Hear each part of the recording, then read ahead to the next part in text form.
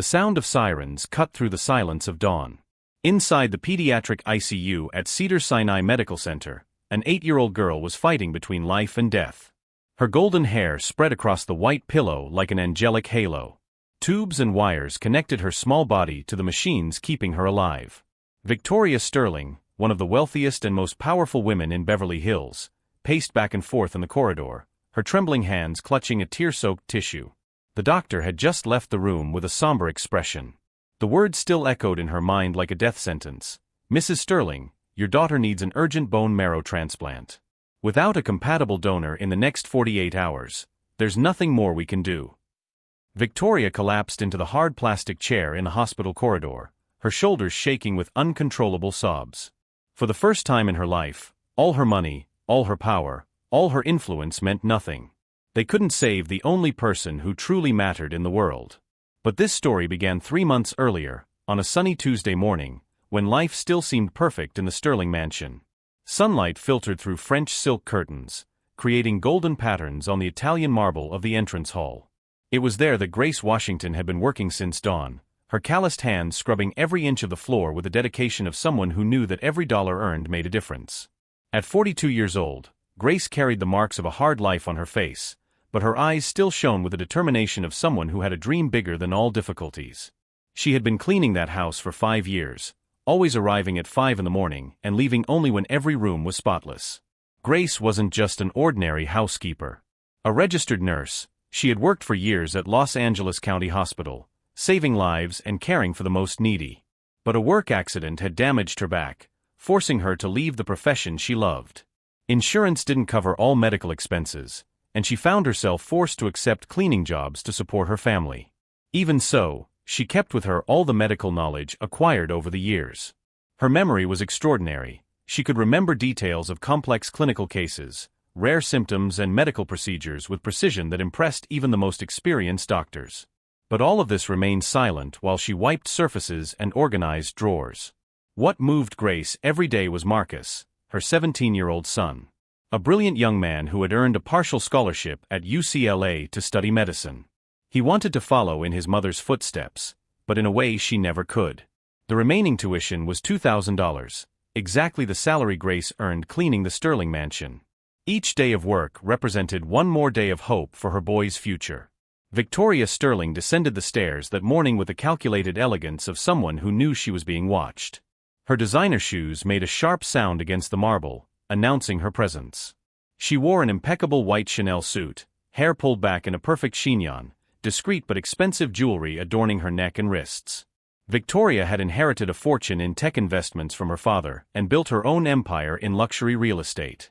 At 38, she commanded companies, made decisions that affected hundreds of employees, and was respected or feared in all social circles of Los Angeles. But Victoria harbored a deep wound in her heart. Her marriage to Richard had ended 2 years earlier when she discovered he was cheating on her with her best friend. Their daughter Emma, the result of a difficult pregnancy and complicated birth, was all that remained genuine in her life. However, Victoria had built such high walls around her heart that even with her daughter she maintained emotional distance. She treated love like a dangerous investment, preferring to show affection through expensive gifts and elite schools. Emma Sterling, at 8 years old, was a special child. Unlike her mother, she saw beauty in everything around her. She liked talking to Grace while she worked, asking questions about her life, about her son Marcus, about the world beyond the mansion walls. She was a sensitive girl who cried when she saw hurt animals on television and who saved her allowance to share with friends at school. Emma had inherited the generous heart of her paternal grandfather, a simple man whom Victoria despised for considering him weak and sentimental. On that specific morning, while Grace polished the main staircase banister, Emma came running down, her golden hair flying like a waterfall. She tripped on the last step and fell, scraping her knee on the cold marble. Tears welled up in her blue eyes as she watched blood trickle down her little leg. Grace immediately dropped her cleaning cloth and ran to help the girl. With delicate and precise movements, Grace examined the wound. Her years of experience in medical emergencies made her quickly assess the situation. It wasn't serious, just a superficial scrape, but Emma was scared and crying. Grace took her purse, retrieved a small first aid kit she always carried, a habit from her nursing days, and began cleaning the wound with extreme care. "Easy, princess," Grace murmured in a sweet voice. "It's just a little scratch. Miss Grace is going to take care of you." She applied antiseptic, covered the wound with proper bandaging, and made sure to explain each step to reassure the girl. "See? In a few days there won't even be a mark. You're a brave little warrior." Emma stopped crying and smiled, impressed by the skill of this woman she had always seen only as the housekeeper. It was exactly at that moment that Victoria appeared in the hall, coming from the kitchen with a coffee cup in hand. The scene she witnessed made her furious. Emma was sitting on the floor, being attended to by Grace, who had her hands on the child's arms and legs. For Victoria, this represented an intolerable invasion of boundaries. In her controlling and prejudiced mind, a housekeeper had no qualification or right to touch her daughter, much less make medical decisions about her. "What's happening here?" Victoria's voice cut through the air like a sharp blade. Grace stood up immediately, her hands still holding the first aid kit. Emma tried to explain, but Victoria interrupted her with an abrupt gesture. "Emma, go to your room immediately." The girl obeyed, but not without looking back, worried about Grace. Victoria approached Grace with slow and deliberate steps, like a predator circling its prey. Her green eyes gleamed with cold, calculating fury. "How dare you touch my daughter?" Her voice was low but loaded with venom. "Who do you think you are to make medical decisions about her?" Grace tried to explain, her voice trembling but respectful. "Mrs. Sterling, the girl fell and got hurt. I just cleaned the wound and put on a bandage. I have nursing training and—" "You have training in cleaning," Victoria cut her off brutally. "Your place is on the floor, scrubbing dirt, not touching my daughter with those filthy hands." The words came out of her mouth like stabs, each syllable loaded with contempt and prejudice. "A person like you doesn't have the right or ability to care for a child of our social class." The implicit racism in Victoria's words was evident. She didn't need to use specific words. Her tone, her posture, her gaze made it clear that she considered Grace inferior not only socially, but racially. It was the type of veiled prejudice that the American elite practiced with mastery, humiliating without using explicit terms, destroying dignity with cruel elegance. Grace felt tears welling up, but held them back forcefully. She had faced this type of humiliation many times throughout her life, but it never stopped hurting. "Ma'am, I just wanted to help." The girl was hurt and— "You want to help? Then do your job and shut up," Victoria snarled, pointing to the bucket and cleaning cloths scattered on the floor. "And next time my daughter gets hurt, you call me immediately. People like you shouldn't even think about taking initiatives. Thinking isn't your department." The public humiliation continued for several more interminable minutes. Victoria unleashed all her frustration and bitterness on Grace, using her as a scapegoat for her own insecurities and fears. She spoke about how employees didn't respect boundaries, about how difficult it was to find trustworthy people, about how her kindness in giving jobs to people like that was always misinterpreted.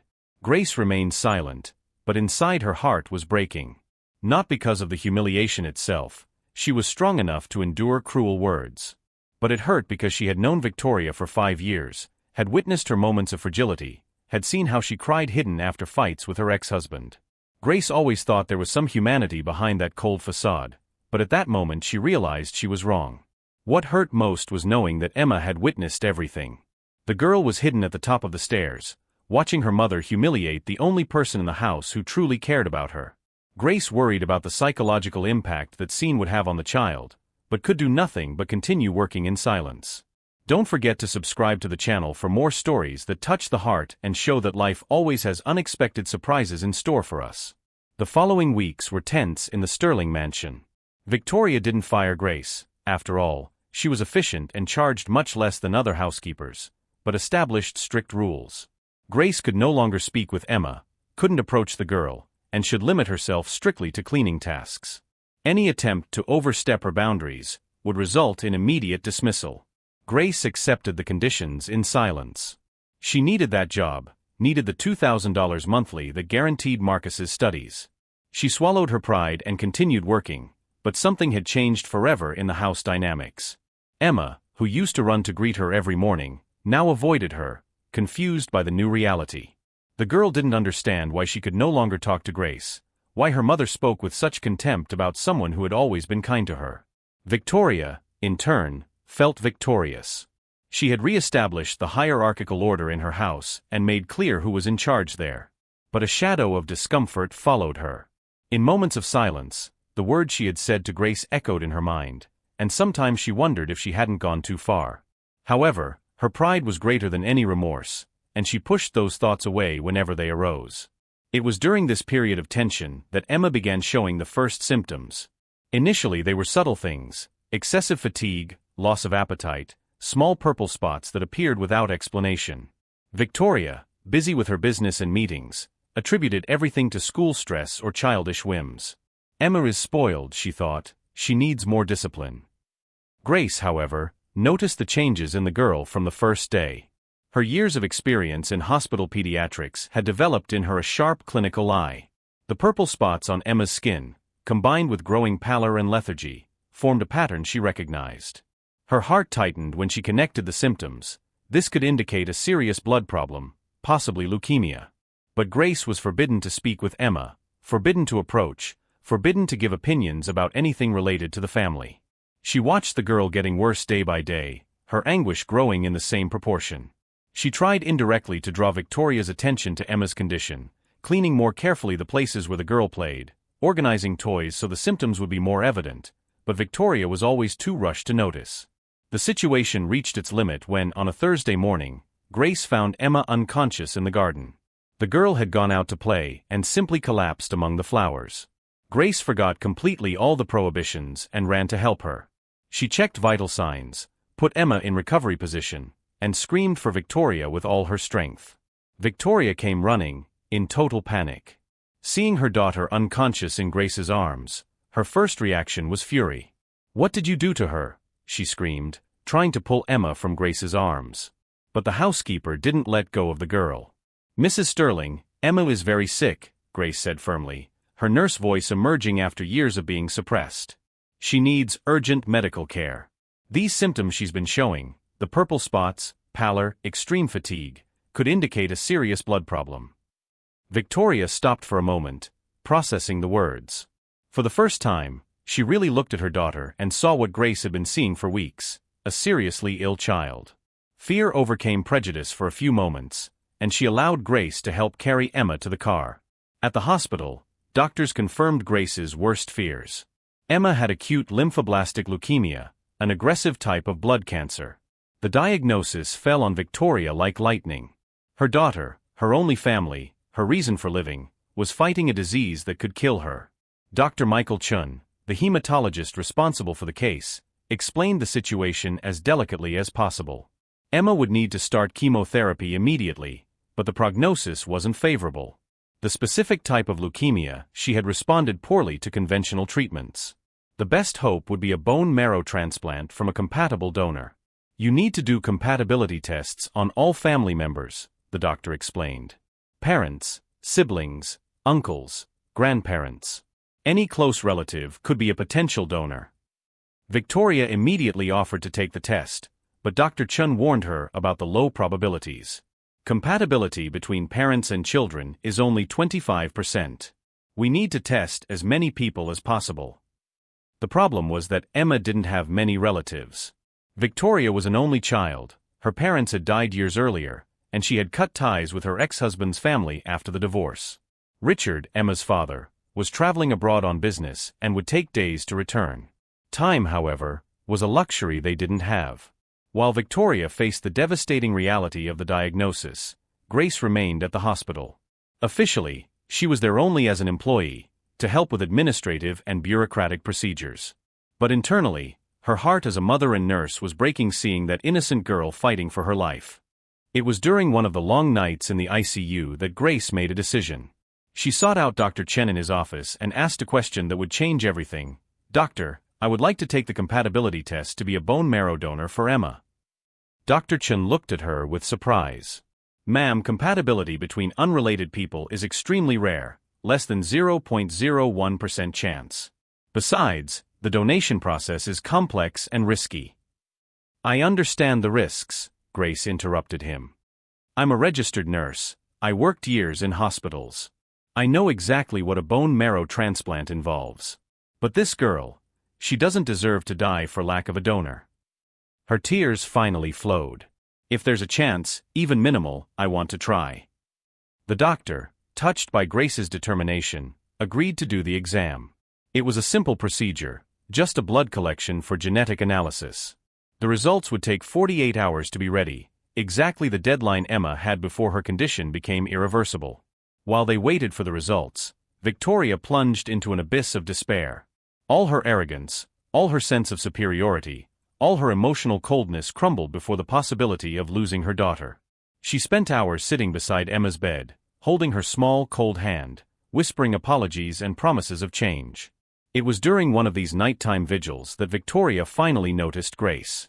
The housekeeper was there every day, arriving early and leaving late, always available to help with whatever was needed. She organized medications, talked with nurses, brought comforting news about Emma's condition. She did all this in silence, without expecting recognition or gratitude. On a particularly difficult night, when Emma had a crisis and needed to be intubated, Victoria broke down.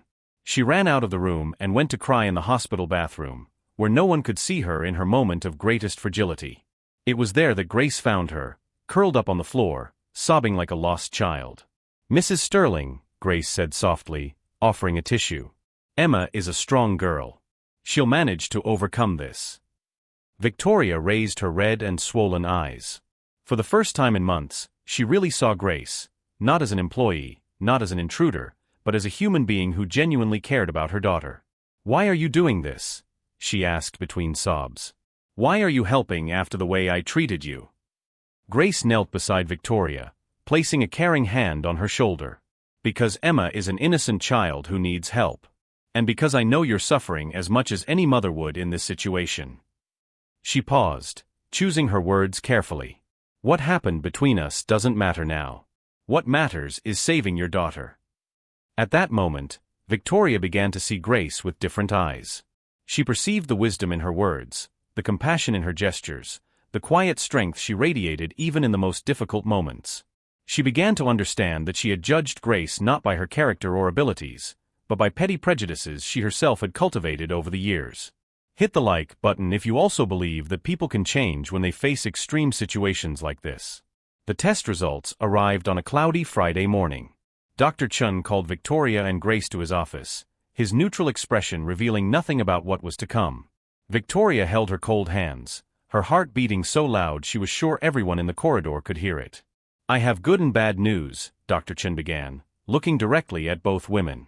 "The bad news is that none of the tested family members, including you, Victoria, showed sufficient compatibility for donation." Victoria felt the world collapse around her. If not even she, the mother, could save her own daughter, who could? "But the good news," the doctor continued, a smile beginning to form on his lips, "is that Grace showed 98% compatibility with Emma. It's an exceptional rate, almost a medical miracle." The silence in the office was deafening. Victoria looked at Grace with an expression of absolute incredulity. How was it possible that this woman she had humiliated, despised, and treated as inferior was exactly the person who could save her daughter? Grace, in turn, closed her eyes and whispered a prayer of gratitude. She knew the result was more than a medical coincidence. It was an opportunity for redemption, a chance to transform all the pain and humiliation she had suffered into something beautiful and meaningful. "But I need both of you to understand," Dr. Chen continued, assuming a more serious tone, "that a bone marrow transplant isn't a simple procedure. Grace, you'll go through an intensive preparation process, with medications that will cause unpleasant side effects. The procedure itself is invasive and painful. There's a risk, though small, of serious complications." Grace didn't hesitate for even a second. "Doctor, I accept all risks. When can we start?" Victoria finally found her voice, which came out trembling and loaded with emotion. "Grace, I don't know what to say. After everything I did, everything I said, why would you do this for Emma? Why would you risk your life for her?" Grace turned to Victoria, her eyes shining with tears of determination. "Because Emma is an innocent child who deserves to live. Because I know you love her, even if you have difficulty showing it. And because—" She paused, swallowing hard, "because I believe everyone deserves a second chance."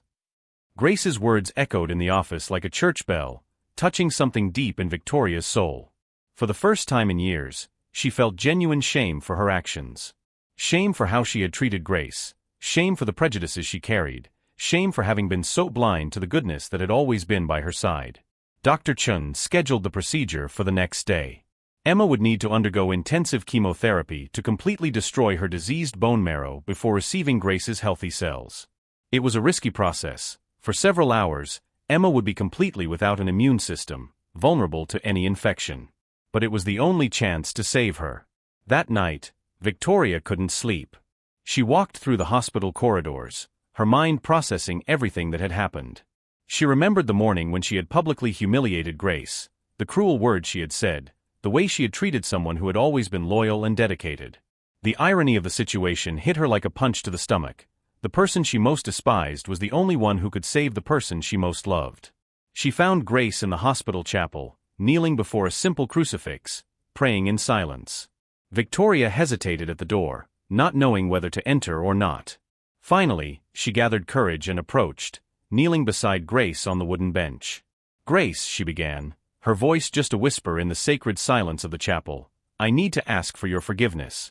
For what I said, for what I did, for how I treated you. I was wrong, completely wrong." Grace continued looking at the altar, but Victoria could see silent tears streaming down her face. "Mrs. Sterling, you don't need to."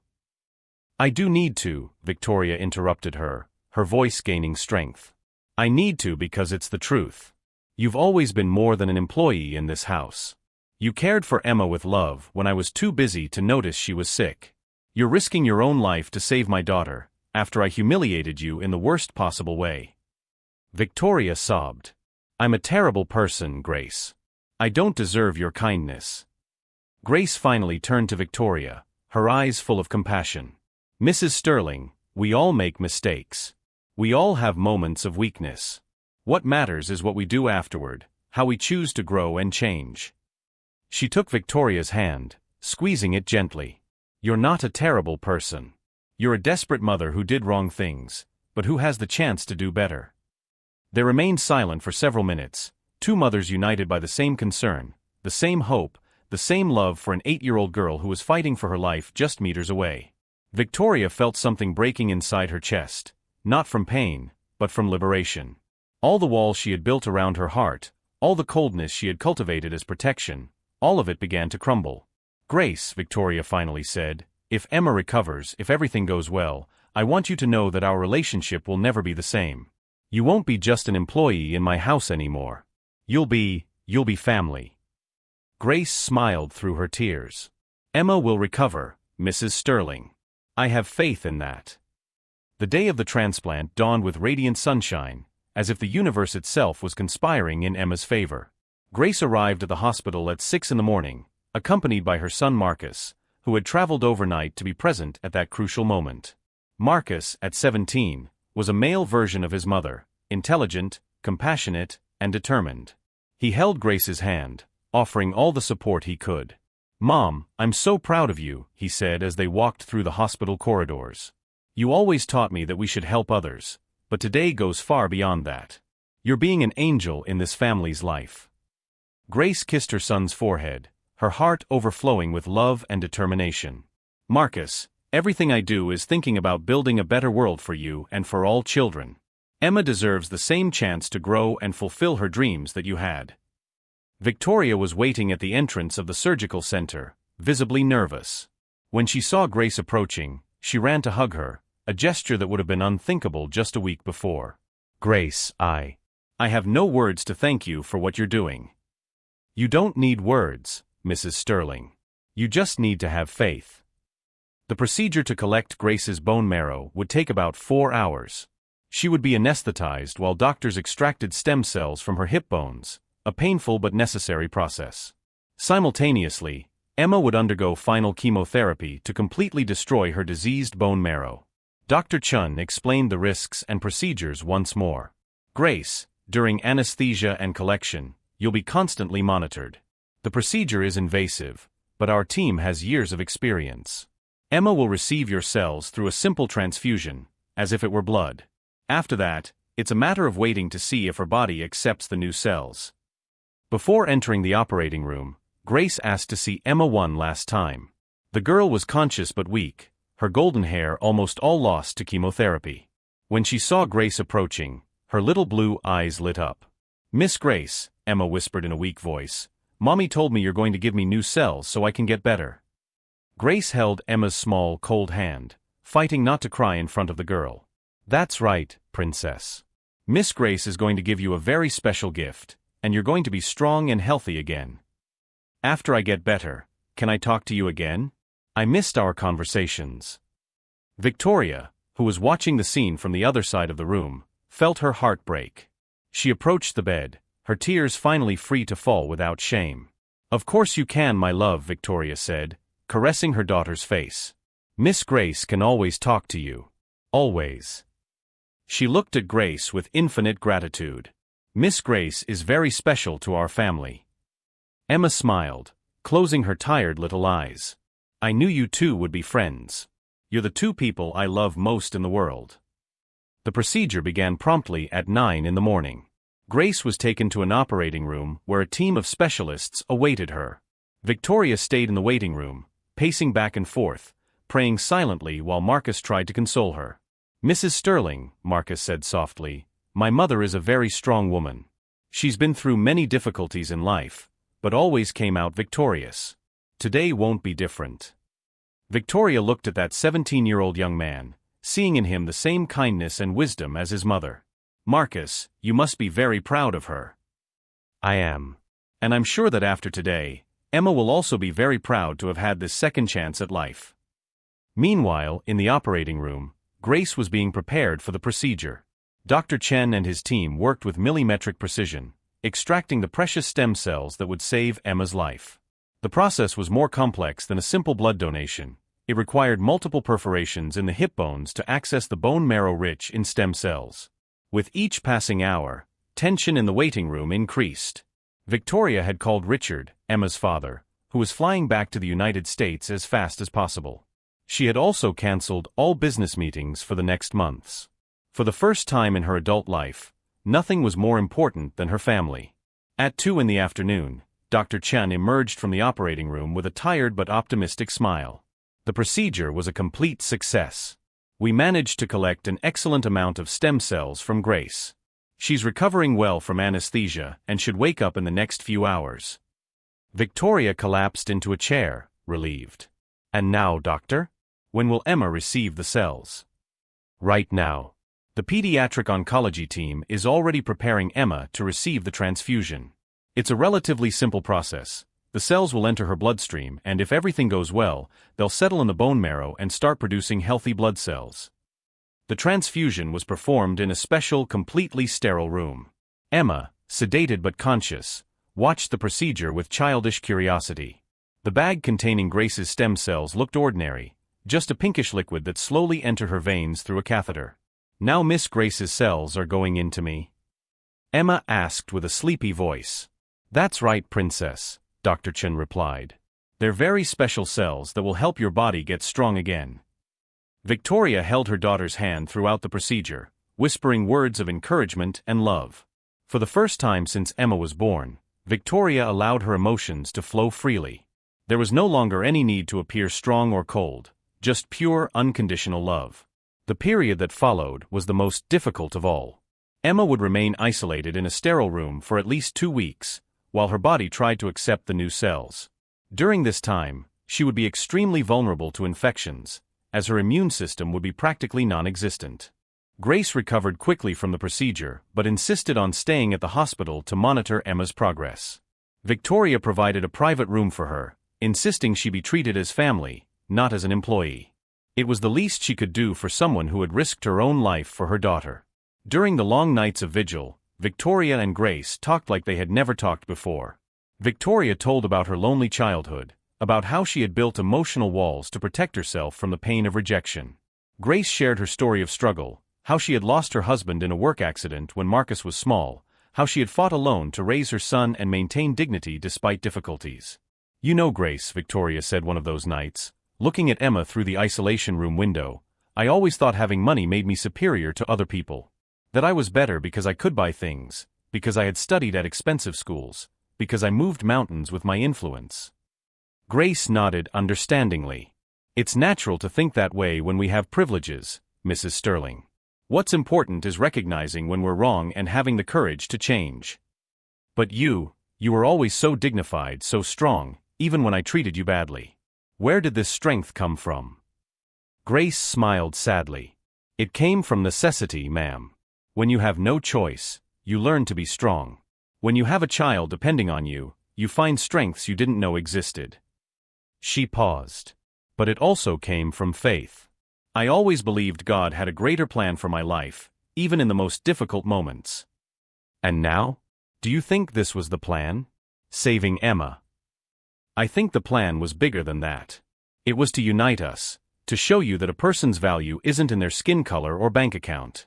It was to teach Emma that love knows no social boundaries. It was to give Marcus an example that it's worth doing right, even when it's difficult. Victoria remained silent for a long moment, processing these words. Grace, when Emma recovers, and she will recover, I want to make some changes in my life. What kind of changes? First, you'll never be my employee again. I want you to be my partner in a project I have in mind. I always thought about creating a foundation to help underprivileged children with cancer, but never had the courage to start.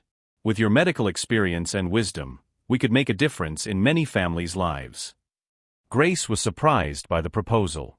Mrs. Sterling, I don't know if I have the qualifications for that. You have the most important qualification, a heart that genuinely cares about people. Everything else we can learn. Comment below if you also believe that life's greatest lessons come in the most difficult moments. The days dragged slowly at the hospital. Emma went through ups and downs. Some days she felt better, others were marked by fever and extreme weakness. Doctors constantly monitored her blood tests, looking for signs that Grace's cells were adapting and beginning to produce healthy blood cells. On the 10th day after the transplant, Dr. Chun arrived at the room with an expression that revealed nothing. Victoria, Grace, and Marcus stood up immediately, their hearts racing. There was tension in the air. Everyone knew this could be the moment of truth. I have yesterday's test results, Dr. Chun began, holding a folder with papers. Victoria held her breath, preparing for any news. The numbers are extraordinary.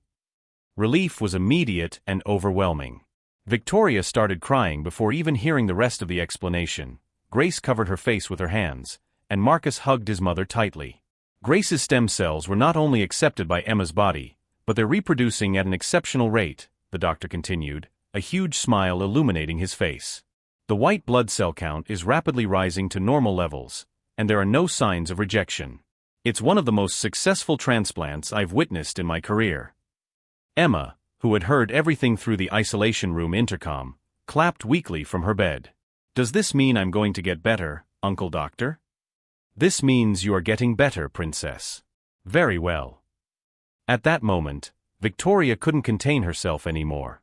She knelt before Grace, her tears falling on the cold hospital floor. Grace, how can I thank you for giving me back my daughter? How can I thank you for giving me back my life? Grace helped Victoria stand up, enveloping her in a warm embrace. You don't need to thank me. You just need to enjoy every moment with Emma and never forget what you learned about what really matters in life. 2 weeks later, Emma was finally able to leave isolation. Her hair was growing again, her eyes had recovered their characteristic brightness, and her energy returned a little each day. The first thing she did was hug Grace with all the strength her thin little legs allowed. Miss Grace, thank you for saving me, Emma whispered in Grace's ear. Now we're family forever, right? Forever, Princess. Forever. Victoria watched the scene with a smile that didn't fit on her face. In recent months, her life had changed completely. Not only had Emma recovered miraculously, but she herself had become a different person. The walls around her heart had been completely demolished, replaced by a capacity to love and connect with others that she never knew she possessed. 3 months after Emma's discharge, Victoria kept her promise. She and Grace founded together the Emma and Grace Institute, an organization dedicated to helping low-income families who had children with cancer.